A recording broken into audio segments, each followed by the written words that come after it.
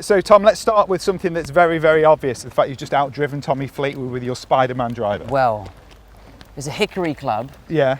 And I think... Persimmon head on it, I played with it last year. Yeah. And I think it's been tailored to me since then. Because I had a massive slice last time, and the lovely guy that made it said that he's tailored it a little bit. So I think it's more fitted to my swing than Tommy's. You'll always have that though. I will always have that. You've just stitched Tommy Fleetwood up down the 9th hole on the I West absolutely course. have, yeah. Why do you love golf? I love golf for a few reasons. One, mainly because it's the thing I do with my dad. Yeah. My dad taught all of us to play golf, and I think it's one of the best gifts he's given us, along with many other things other than being a great dad. I love that I can be competitive against the best golfers in the world and some of my friends. I think the handicap system creates such a fantastic game. Like Andy Murray's up there. Yeah. I couldn't play him at tennis, No. but with enough shots, Tommy and I could have a competitive match, which I think is awesome. And I think for me, I have a really overactive mind. And what I love about golf is it's a real leveler. So no matter how good a day you're having, it'll always humble you. And when you approach a ball and you go, right, the grain's this way, it's 140 into wind, slightly cold, so I should club up. It's on a downhill lie, so it's going to cut a little bit. When you're doing all of those calculations, you're not thinking about what's happening at work or happening at home. You're just thinking about golf.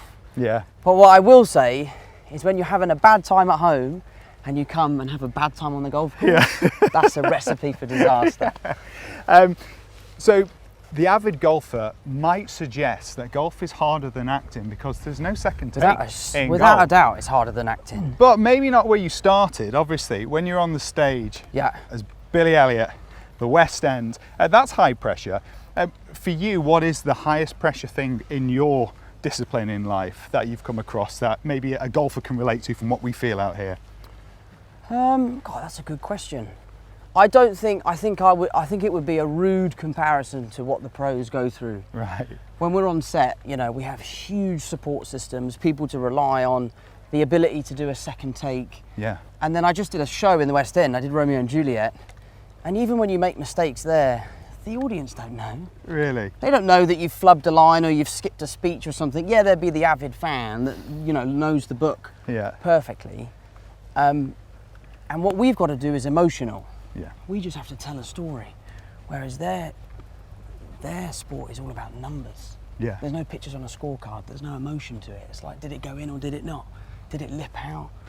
So I think the pressure that they're under, I mean, I've been nervous for this day for like 3 days. Have you? And this doesn't mean anything. This is just a bit of fun.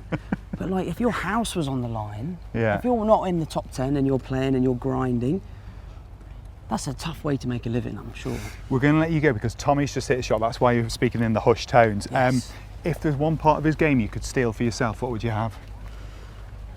Do you know what? I'd steal his transition.